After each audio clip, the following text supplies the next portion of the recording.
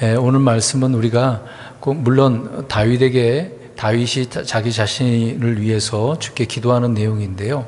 그러니까 1차적으로는 자신의 문제지만 이거를 이스라엘과 앞으로 이제 교리적으로 대환란 때에 언급한 그런 내용의 말씀이다라고 먼저 이해를 하시고 들으셨으면 좋겠습니다. 또 시편은 예수님께서 자신을 말씀하고 있다라고 하는 부분도 있는데, 물론 다윗도 예수님을 예표하는 인물이기도 하죠. 이것을 통해서 우리가 오늘 시편 6편은 그러니까 꼭 다윗에게만 국한해서 말씀을 하고 있는 게 아니라 이스라엘과 또 이스라엘의 그 대환란 앞으로의 일을 말씀하고 있다라고 하는 부분인 것입니다.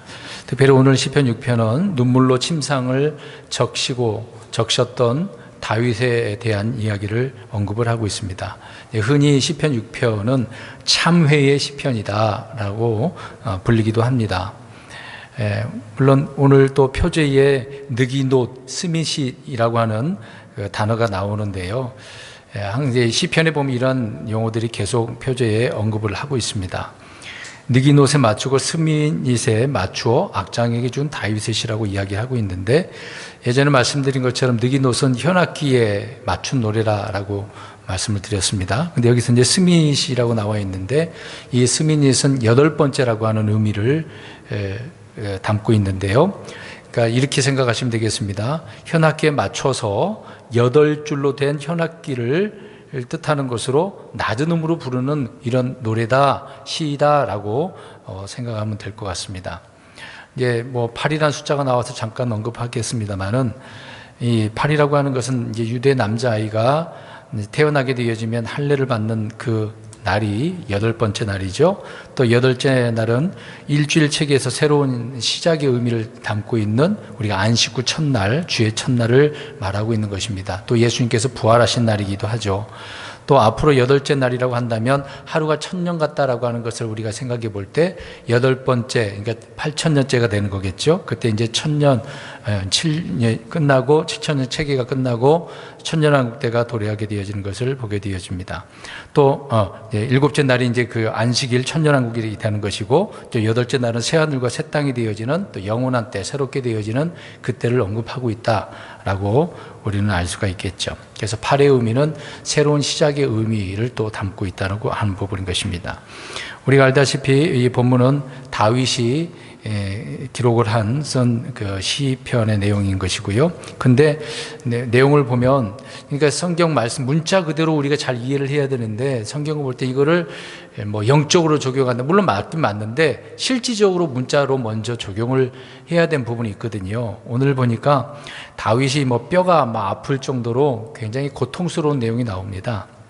그러니까 다윗의 몸과 혼의 고통이 얼마나 심각했는지를 표현을 해주고 있는 거예요. 물론 자신의 이제 참여에 대한 그런 부분도 있겠습니다만은, 뭔가 잘못한 것이 있어서 주님께서 징계하고 계신단 말입니다. 1절, 2절에 그렇게 언급을 하고 있죠.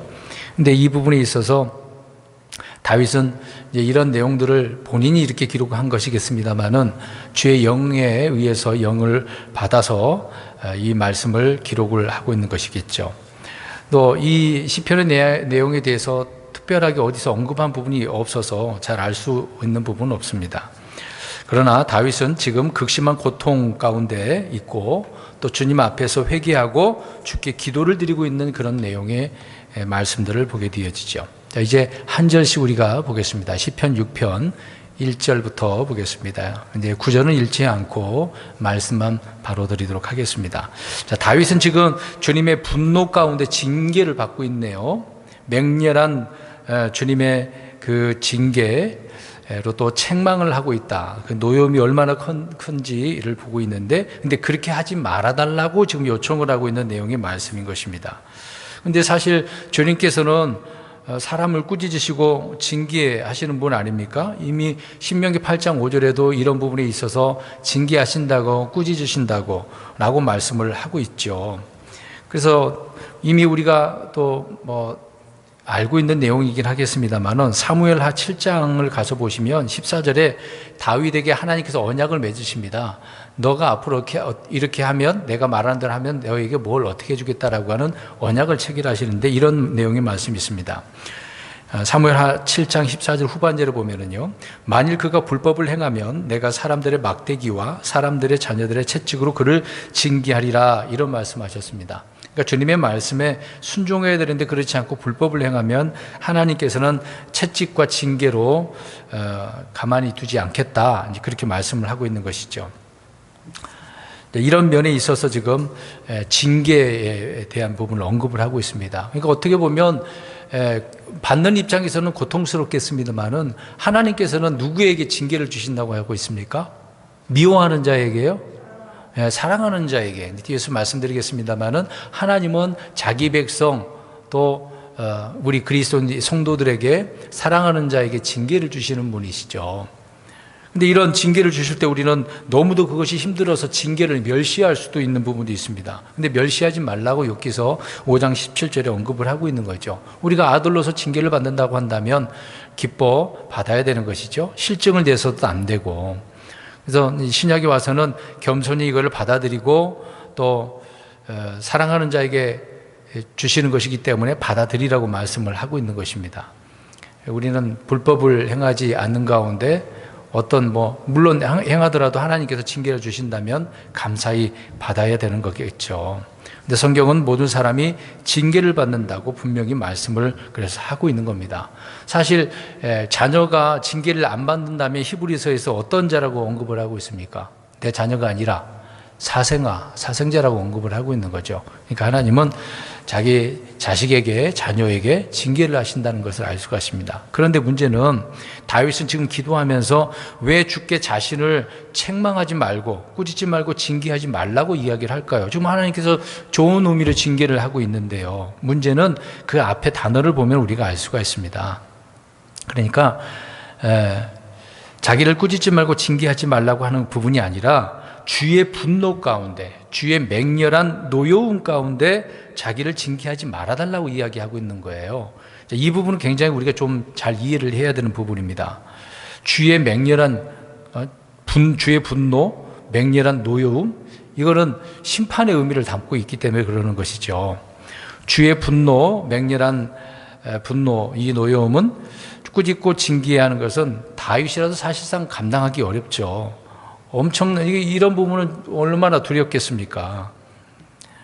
1절을 다시 보시기 바랍니다. 주의 분노, 주의 맹렬한 노여움은 교리적으로 예언적으로 적용하게 되어진다면 앞에서 말씀드린 것처럼 대환란 때 언급을 하고 있기 때문에 그렇습니다. 그러니까 특별히 성경은요, 단어가 어디에 적용되고 있고 언급을 하고 있는 부분을 우리가 살펴보면 단어가 어떨 때 사용된다는 것을 알 수가 있습니다. 성경, 우리 킹제임스 성경을 보는 분들은 제일 처음에 하나님께서 첫 번에 그 단어를 언급한 그 의미가 계속해서 그대로 사용되어지는 것을 알 수가 있습니다. 그러니까 주의 분노, 주의 맹렬한 노여움은 교리적으로, 예언적으로 적용한다면 대환란 때의 의미를 말씀을 하고 있는 것이죠. 그러니까 그 당시에 그 땅에 엄청나게 그 진노와 노여움을 쏟아부은 진노가 되는 것이죠. 물론 우리가 대환란 때 신약교회는 환란기가 오기 전에 들림받아서 또 부활의 산으로 올라가게 되는 부분이 있죠. 아무튼 환란 성도들과 유대인들은 이 대환란을 통과해야 되는데 그들은 주의 진노, 주의 맹렬한 노여움으로 징계하지 말아달라고 탄호를 하고 되는 내용이 예레미야 10장 24절에 언급을 하고 있습니다. 물론 예레미야도 보면은 그 당시에 남왕국이 멸망하게 할 때 말씀을 선포하고 있지만 예레미야는 먼 미래의 일들을 그들의 이스라엘 민족에 대한 것을 예언을 담고 있기 때문에 그렇습니다. 그러니까 주의 분노, 주의 맹렬한 노여움은 예언적으로 적용할 때 대환란 때 언급을 하고 있다는 것이죠. 이 부분은 지금 개인적으로 다윗이 지금 언급을 하고 있는 부분이지만 그런 의미로 말씀을 하고 있다라고 하는 부분입니다. 그러니까 우리 성도들은 주님의 분노, 우리 성도들은 주님의 분노 또 판단의 그것이 아니라 판단의 공의로 바로 잡아달라고 해야 되겠죠. 지금 우리 그리스도인들도 주님 분노하지 그런 의미는 아닌 것입니다. 우리는 사랑의 매로 징계를 하는 것이지 주님의 분노의 그 매로 우리를 다스리는 건 아니라는 거죠. 이런 부분을 우리가 좀 구분을 하면 이제 믿음 생활하는데 크게 충돌이나 혼란 가운데 있지 않게 될 것입니다. 2절 보겠습니다. 다윗은 그런 의미로 언급을 하고 있으면서 궁유를 베풀어 달라고 언급을 하고 있네요. 물론 이 모든 성도들도 하나님 앞에 늘 긍휼을 구하고 있죠. 하나님께서는 언제든지 다윗에게 긍휼을 베풀고 계셨고 또 그렇게 베풀어 주셨죠. 또 하나님은 다윗에게 베푼 확실한 긍휼을 또 예수 그리스도를 믿는 우리 성도들에게도 마찬가지로 베풀어 주시는 것도 우리가 알 수가 있습니다. 이제 그런 의미로 쉽게 그냥 그 단어의 의미로 긍휼을 베풀어 달라고 하고 있는 거죠. 자기 사정이 지금 얼마나 고통스러운지를 말씀하면서 언급하고 있습니다. 또 초반 2절 초반에 보니까 오 주여 내가 연약하오니 라고 이야기를 하고 있네요. 우리가 다윗 그러면 늘 위대한 용사, 막 튼튼함, 막 싸움 지지 않는 사람으로만 생각하는데 그렇지 않습니다. 오늘 내용을 보게 되어지면 다윗이 얼마나 자신이 연약한가를 고백을 하고 있는 것을 보게 되어지죠. 주의 맹렬한 그 노여움 앞에서, 진노 앞에서 아무렇지도 않은 사람, 아무리 강하다라고 하는 사람이라 할지라도 버틸 수가 없는 거잖아요. 주님의 길, 주님의 칼, 또 주님의 불 앞에서는 뭐 그냥 한낱 풀에 불과하지 않겠습니까? 그냥 싹둑싹둑 잘려 나가는 거죠. 그런 가운데 자기를 이렇게 연약하다라고 말씀을 하고 있는 것입니다. 다윗이 하나님 앞에 내가 이렇게 연약하니까 하나님 긍휼을 베풀어 주세요라고 언급을 하고 있는 거죠. 계속해서 2절 보시기 바랍니다. 오 주여 내 뼈들이 괴로워하니 나를 치유하소서라고 말씀하고 있습니다. 그러니까 뼈들이라 그러니까 생각을 해보세요. 우리 자매님 다치셨습니다만 뼈 다쳤을 때 어떻습니까? 그냥 뭐 조금 아프고 말았나요? 엄청나게 말로 표현할 수 없을 정도로 아프잖아요. 우리가 벽에 내 손이 부딪혀도 살은 아프긴 하지만 뼈가 얼마나 아픈데요. 신경이 다 있기 때문에 그러는 것이죠. 근데 다윗도 뼈들이 괴로워한다라는 말이 어떤 의미겠습니까? 그러니까 뼈가 지금 어떻다는 얘기예요? 아프다는 얘기예요. 그러니까 질병에 걸렸든지 아니면 뭐 다쳐서 부상으로 아프다든지 그런 의미가 되는 것이죠. 다윗은 늘 건강한 사람은 아니었습니다. 아무리 뭐 젊고 날쌘다 하더라도 어딘가 다쳐서 하여튼 아프니까 뼈들이 괴롭다라고 언급을 하고 있는 거죠. 그러니까 믿음의 사람이라도 아플 때가 있는 것입니다. 다칠 때도 있고 쓰러질 때도 있고 괴로울 때도 있고 여러 가지 고통, 통증이 있을 수도 있는 거죠. 이제 그런 가운데 있는 다윗이 하나님 앞에 치유해달라고 언급을 하고 있습니다. 근데 환자들의 어떤 질병이 고통스러운 것보다도 그것이 무서운 것보다도 통증이 심하다고 하지 않습니까? 암에 걸린 사람도 이 고통 때문에 참 견디기 어렵다고 하잖아요. 그 뭐 치료받는 경우도 너무 아파서 몸이 힘도 없고 그러니까 이제 그런 부분인 거죠. 그러니까 뼈가 그 정도로 얼마나 아팠는지를 우리가 알 수 있다 그 얘기인 것이죠.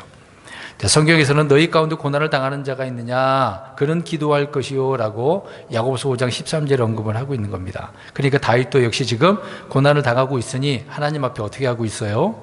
기도, 치유해달라고 기도를 하고 있는 것이죠.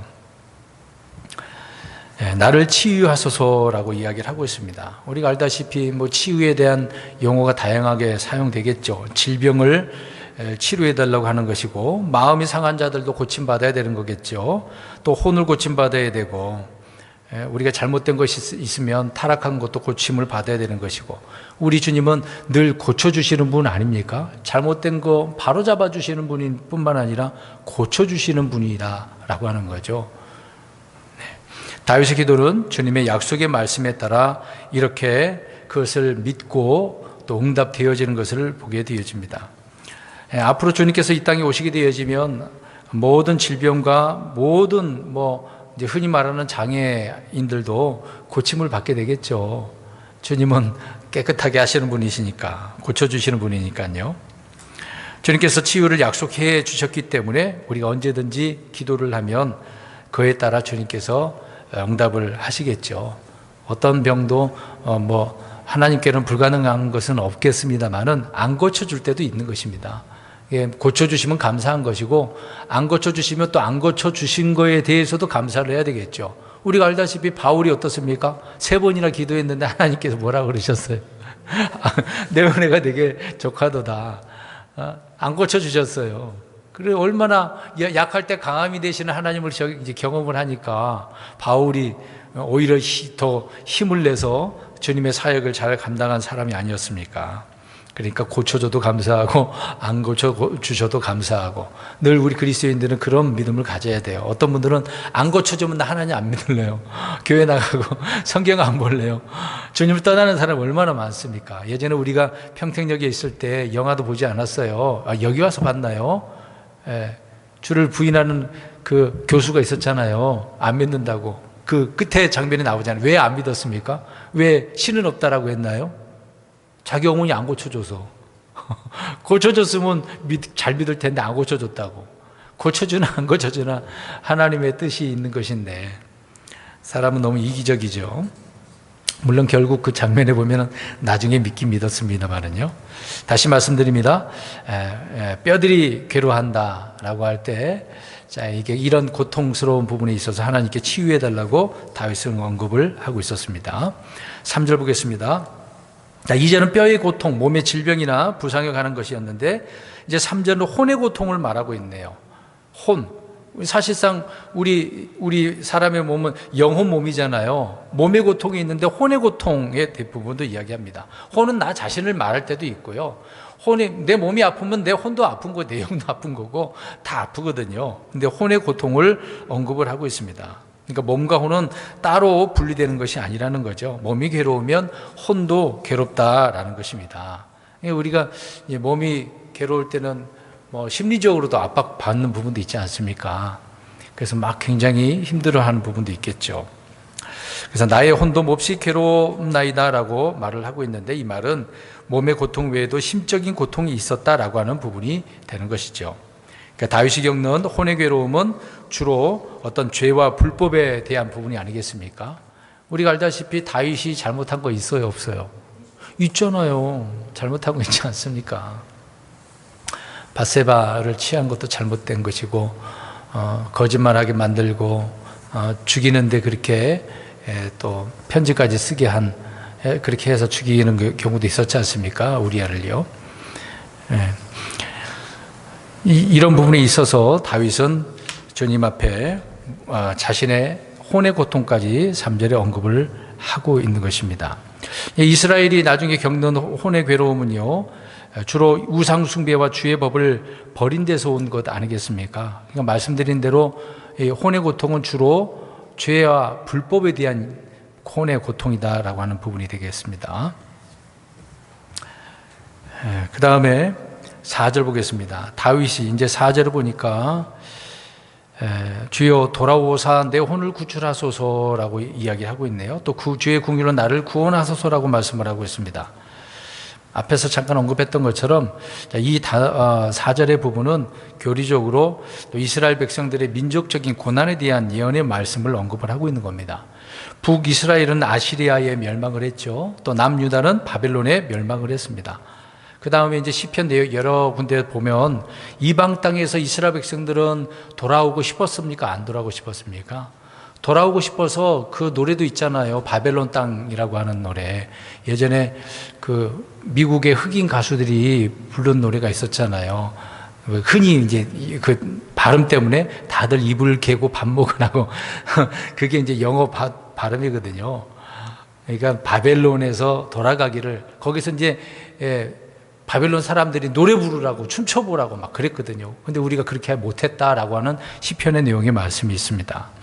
그곳에서, 그러니까 이방 땅에서 돌아오소서, 그러니까 주님께서 우리를 데리고 돌아가게 해달라고 하는, 우리에게 돌아오게 해달라는 그런 의미가 되는 것이죠. 사실상 에스겔서에 보게 되면 에스겔을 하나님께서 환상 가운데 성전에 데려다가 두지 않습니까? 그때 하나님께서 보여주신 거 있었어요. 하나님의 성전이 어떻게 됐다는 겁니까? 거기 있었는데 떠나가 버렸어요. 영광이 떠나가 버렸습니다. 그게 쉐카이나라고 하거든요. 영광이 떠나가 버리는 거. 그러니까 영광, 또 주님의 영 돌아오소서, 주님 돌아오소서, 그런 의미가 되는 것입니다.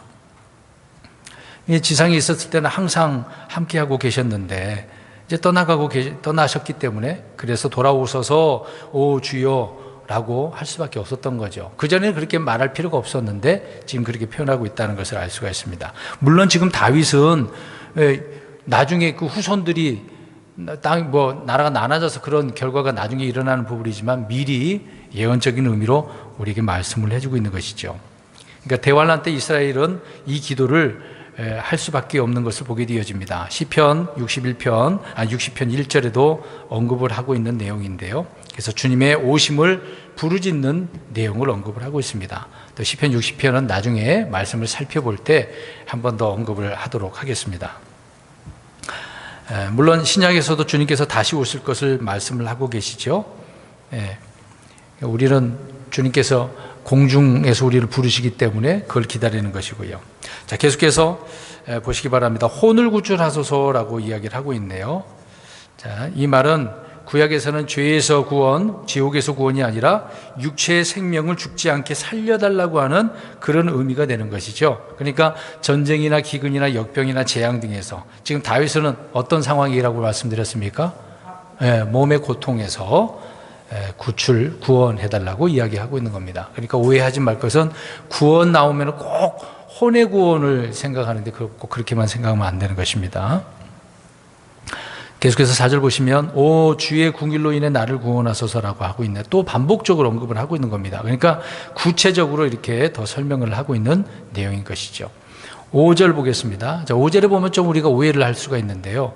죽음 속에서는 주를 기억할 수 없다라는 이 말을 어떤 교파에서는요, 그러니까 흔히 이제 말씀드리면 여호와 증인들하고요, 안식교인들은요, 혼이 잠들었다, 또 혼이 멸절돼 버렸다, 이제 그런 표현을 하고 있는데, 그러지는 않습니다. 사람이 죽으면 우리의 몸은 아무것도 물론 할 수는 없겠죠. 죽은 자는 생각할 수도 없고, 기억할 수도 없고, 말할 수도 없고, 노래할 수도 없고. 사람이 죽으면 할 수 있는 것은 아무것도 없다는 거죠. 이제 죽어서 흙으로 돌아가는 것밖에 그게 전부인 것입니다. 그래서 아무것도 할 수 없는 그런 내용을 언급을 하고 있는 겁니다. 그러니까 죽음 속에서는 주를 기억할 수가 없다. 그러니까 살아있을 때 주님을 잘 기억을 해야 되는 거죠. 죽음은 의미가 없는 것이니까. 사실 생각해 보세요. 누가 무덤에 가서 주님을 찬양할 수 있겠습니까? 감사할 수 있겠습니까? 죽음은 그렇지는 않겠죠. 죽어서 일단 다른 일은 할 수가 없습니다. 과거에는 죽으면 지옥 아니면 낙원이잖아요. 그래서 시편 기자는 자신을 구원해달라고 다윗은 그렇게 기도를 하고 있는 겁니다. 그러니까 살아 있어야 주를 위해서 뭘 해도 할 것 아니겠습니까? 그런 의미가 되는 것입니다. 사람이 죽으면 감사도 아무것도 할 수 없기 때문에. 그러니까 이 죽은 몸에 대한 것을 언급을 하고 있는 것이죠. 6절 말씀을 보겠습니다. 이제 중요한 부분이네요. 우리가 잘 알다시피 다윗이 침상에서 주로 기도를 많이 했는데 그 기도의 눈물이 어떻게 할 정도였습니까? 침상을, 잠자리를 띄우고 적셨다라고 이야기하고 있습니다. 저 한국말로 잠자리를 띄웠다 이제 그렇게 표현을 하니까 영어로 보면은 수임이에요. 수임. 우리가 수임 그러면 뭐 한다 그러죠? 수영한다 그러잖아요. 그러니까 물에 잠기는 것을 이야기하고 있는 겁니다. 그러니까 자기가 그렇게 기도로 이렇게 잠겨졌다라는 그런 의미로 말씀을 하고 있는 것이죠. 그러니까 다윗이 스스로가 내가 쉬는 마음으로 지쳤다라고 이렇게 표현하고 있는데 주의 고쳐주심을 기다리는 동안 주의 돌아오심을 기다리는 동안 내가 지쳤습니다 라고 이야기하고 있는 거죠.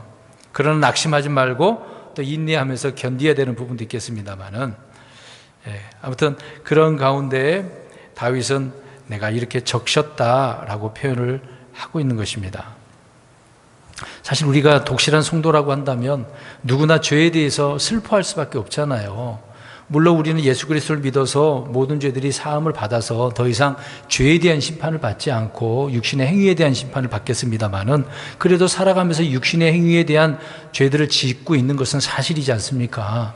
그럴 때마다 우리는 믿음의 사람들은 늘 조금이라도 죄에 대한 부분이 잘못됐다고 생각하게 되어지면 굉장히 슬프거든요. 고통스럽지 않습니까? 우리는 다윗만큼 그렇게 침상을 적시는 경우는 없겠습니다만 그래도 회개해야 된다라고 하는 것은 분명히 있지 않겠습니까?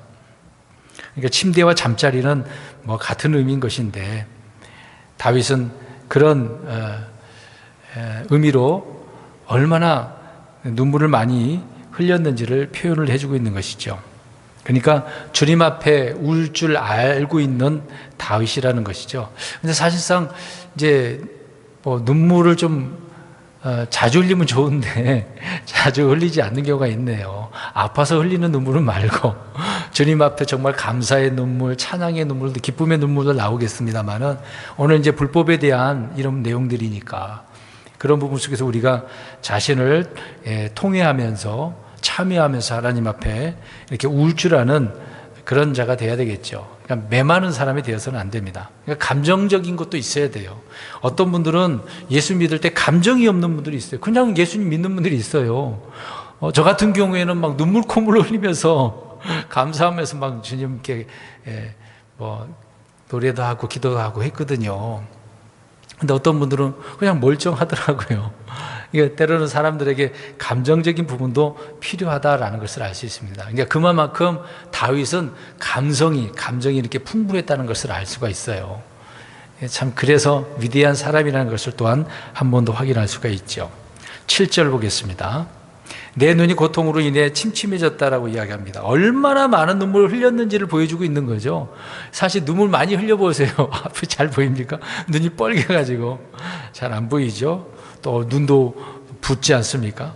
그러니까 침상을 눈물로 적실 정도로 그렇게 울었다. 사실 눈물이 음식을 적실 정도로 되는 부분도 있어요. 시편 42편 3절에 보면 나옵니다. 눈물이 음식일 될 정도로 울었다고 표현도 하고 있어요. 그럼에도 주께서는 성도들이 이 땅에서 흘린 눈물을 앞으로 어떻게 해주신다고 합니까? 닦아주신다, 씻어주신다. 이사야 25장 8절에 언급을 하고 있습니다. 그러니까 주님은 다 알고 계셔요. 그러니까 우리가 어떠한 마음으로 주님께 나아가느냐, 기도하느냐, 마음을 드리냐가 중요한 것이죠. 그러지도 않고 하나님 내 눈물 닦아주세요. 그러면 안 되잖아요. 뻔뻔하게 철면피인 성도들이 있을 수도 있겠네요. 늘 겸손히 우리가 눈물을 흘려야 되는 부분이 되겠죠. 8절 보겠습니다. 불법에 대한 이야기를 하고 있네요. 물론 다윗도 주님 앞에 불법이 있겠습니다만은 불법을 행하는 모든 자들아, 이제 통틀어서 이제 이야기를 하고 있네요. 이것을 보면 주님께서는 불법을 행하는 자들을 어떻게 하신다고 하셨습니까? 여러 번 강조했는데 미워하셔요. 그들이 싫어하셔요. 진노하시겠죠. 시편 5편 5절에 우리 앞에서 살펴보지 않았습니까? 미워하잖아요. 혐오하신다고 그랬지 않습니까? 우리는 불법을 행하는 자들을 부러워하지 않아야 되는 것이죠. 불법을 하는 사람 나쁜 짓 하는데 잘해, 잘 살아, 똑똑해, 사회적으로 지위가 있고 그래요. 근데 우리 그리스도인들은 부러워하면 안 돼요. 저들이 얼마나 가지건 뭘 잘났건 부러워할 것이 하나도 없습니다. 사실상 그들이 예수 그리스도를 믿고 그런다면 또 조금이라도 부러워할 수는 있는데 예수님도 안 믿고 잘 먹고 잘 살고 있으면 어떨까요? 부러워할 것이 없다니까요. 왜요? 누가 더 나은 거예요? 사실상은 우리 믿는 자가 더 나은 자죠. 지금 이 땅에서는 가진 것은 없지만 주님께서 우리에게 약속해주고 이미 우리에게 주신 엄청난 구원의 선물, 영원한 영생의 선물을 주시지 않았습니까? 그것만 생각해도 감사한 거잖아요.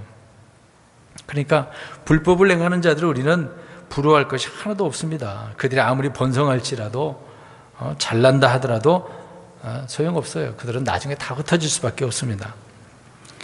예수님께서도 마태복음 7장 23절에 불법을 행하는 모든 자들은 내게서 어떻게 하라?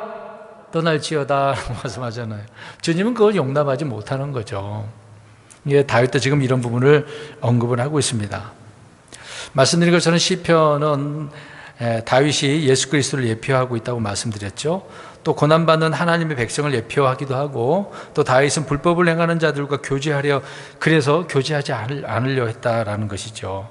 그러니까 예수님을 예표하는 사람이 어떻게 불법을 행하는 자들과, 근데 또 성경은 벨리알의 자손들 아이들이 나오잖아요. 그들과 손잡을 수가 없지 않습니까? 그래서는 안 되겠죠. 또 8절을 보면 주께서 내 울음소리를 어떻게 하셨대요?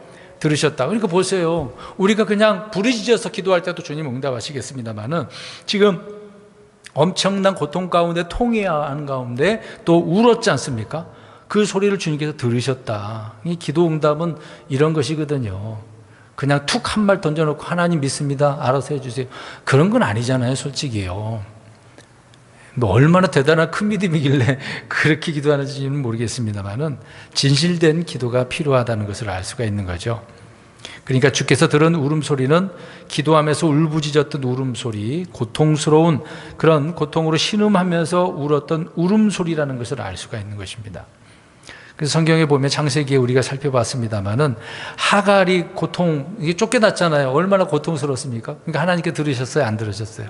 들으셨잖아요. 그래서 물도 먹게 하시고 눈도 열게 하시고 또 이스마엘을 데리고 살게 하시는 거죠. 또 수태하지 못했던 리브가의 음성도 들으셨고, 근데 반대로 이스라엘의 불평도 들으시는 분이시죠. 좋은 소리도 듣지만 불평의 소리도 주님은 다 듣고 계신다는 겁니다. 희한하지 않나요? 우리가 하나님께 지금 어디든 계시지만 셋째 하늘에서 이 땅에 있는 믿음의 사람들 다 보셔요. 불신자들도 다 보시고 다 아신단 말입니다. 우리의 마음 생각까지라도 주님께서 다 아신다고 하셨는데 이 울음소리를 들으신다고 하지 않습니까? 다윗은 그렇게 들으셨다라고 표현하고 있습니다.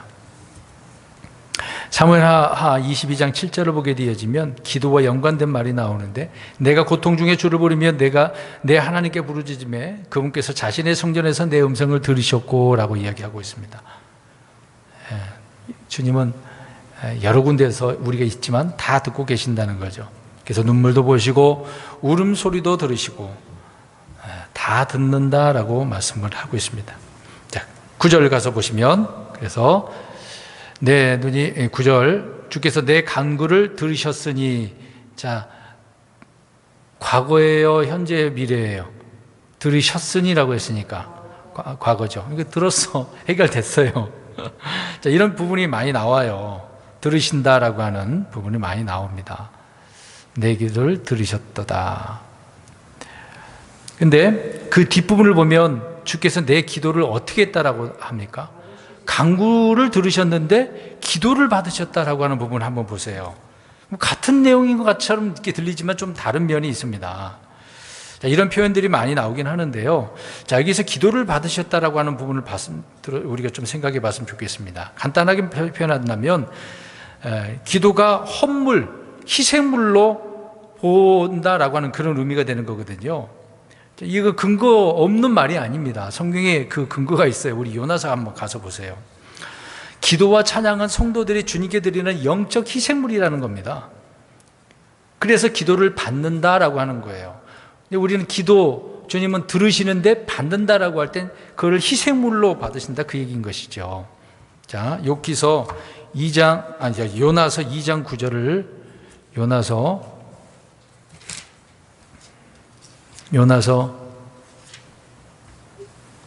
2장 9절 시작. 나는 감사의 목소리로 주께 희생물을 드리며 내가 소원한 것을 갚겠나이다. 구원은 주께 속하나이다 아니라. 자, 감사의 목소리로 주께 뭘로 드리는 거예요? 희생물로. 감사기도, 또 감사의 목소리, 이게 희생물이라고 표현하고 있습니다. 자, 우리가 또 감사를 많이 해야 돼요. 나에 대한 부분을 놓고 다 하나님께서 아뢰는 것도 중요하지만 감사기도도 중요하거든요. 이게 희생물이란 말입니다. 희생물. 그 응답 받아 들으셨으니까 하나님 앞에 내 이 기도가 희생물로 또 이렇게 드려진 거다라고 표현하고 있는 거죠.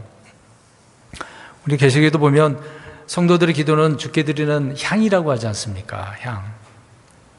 그러니까 율법에 따라 드리는 감사의 희생물이 아니라 기도와 찬양을 통해 영적 희생물을 드리는 것. 히브리서 13장 15절 언급을 하고 있습니다. 이런 말씀 우리가 들었으니까 이제 감사 우리는 많이 하셔야 돼요. 좋든 싫든 간에 모든 일에 우리가 감사할 줄 알아야 된다라고 하는 거죠. 물론 고통스럽습니다. 다이도 지금 고통스러워요, 안 고통스러워요? 뼈가 지금 얼마나 이렇게 아플 정도인데 뼈가 아프단 말이에요, 뼈가. 그래도 감사하고 있는 거죠. 기도로 주님 앞에 영광 돌리는 것입니다. 마지막 10절 보시기 바랍니다. 다윗이 자신의 원수들에 대해서 하는 기도를 표현하고 있네요. 물론 우리가 이 내용처럼 그렇게 기도하면 안 된다라고 여러 번 말씀드린 적이 있는데 이 10절도 그렇습니다. 자, 여기서 보십시오. 다윗은 모든 원수들이 수치를 당하고, 그러니까 다윗에게 적들이 얼마나 많았습니까? 수치를 당하게 해달라고 그렇게 표현을 하고 있네요. 당하리로다 막 저주의 말을 지금 하고 있는 거잖아요. 사실 우리 그리스도인들은 원수에 대해서 주님께서 뭐라고 하셨어요? 원수를 사랑하라. 그러니까 이런 기도는 우리가 못하는 거죠. 그래서 바울도 고린도 교회 안에 있는 육신적인 크리스찬들을 언급하면서 사탄에게 넘겨주고 있지 않습니까? 그래서 육체를 멸하게 해달라고 했습니다. 자, 이 부분 한번 생각해 보세요. 고린도서에 그런 내용이 있는데 다윗이 저 우리 성도 좀 못됐구나. 저거 빨리 죽어야 돼. 사탄에 내준다 그랬으니까 그렇게 생각을 해서 그런 기도를 드렸을까요? 바울이요? 그게 아니죠. 사실 우리가 이걸 생각해 봐야 돼요. 하나님이 징계하신 부분도 있지만 저 사탄을 통해서 그런 어려움을 정말 심각하게 받을 수도 있거든요. 이 욥을 우리가 생각해 보시기 바랍니다. 자, 그런 상황에 우리가 어려움을 당하게 되어지면, 징계를 당하게 되어지면 어떻게 해야 됩니까? 깨달아야 돼요? 안 깨달아야 돼요? 깨달아야 돼요. 배워야 돼요. 알아야 되거든요. 알아야 돼요. 우리가 느헤미야도 우리 또 말씀드린 부분이지만 알게 하기 위한 거다라고 말씀하고 있습니다. 성경이 여러 번 언급을 합니다. 하나님은 뭔가 알게 해주려고 그래요. 어떤 사건을 통해서, 어떤 일을 통해서, 징계를 통해서 하나님이 누구신지, 우리 자신이 어떤 사람인지, 또 왜 이런 일이 왔는지를 알게 해주려고 하는 것이거든요. 그러니까 바울도 그래서 고린도 교회의 육신적인 형제들을 그런 의미로 사탄에게 내어줬던 것이거든요. 그냥 하나님 저 빨리 데려다 죽게 해주세요, 그런 의미는 아니란 말입니다. 그러니까 뭔가 배우게 하려고 하는 그런 의미가 있는 거죠. 근데 10절에 있는 원수들은 꼭 그런 의미는 아닐 것입니다. 아무튼 주님의 원수들은요, 주의 재림, 주님의 심판 때에 그들은 부끄러워하게 되고 괴롭게 되어진다고 말씀을 하고 있는 것입니다. 그래서 그들이 돌아가서라고 이렇게 표현하고 있는 거죠. 그러니까 주의 돌아오심과 연관지어서 우리가 생각해 보면 그들은 나중에 지옥과 불호수에 던져질 수밖에 없겠죠. 자, 오늘 말씀을 정리를 하게 되어지면 한 가지만 생각하면 좋을 것 같네요. 다윗은 지금 고통스러운 가운데 눈물로 침상을 어떻게 하고 있습니까? 적셨어요. 그만큼 심적인 고통, 혼의 고통, 육신적인 거 다 있는 겁니다. 그러면서 하나님 앞에 기도를 드렸더니 주님께서 들으셨고, 또 그 기도를 뭘로 받으셨다? 희생물로 받으셨다. 우리는 이것을 생각해 보면서 다윗처럼 이런 기도를 드리는 신실한 그리스도인으로 세워지는 저와 여러분 되시길 주의 이름으로 축원합니다. 아멘.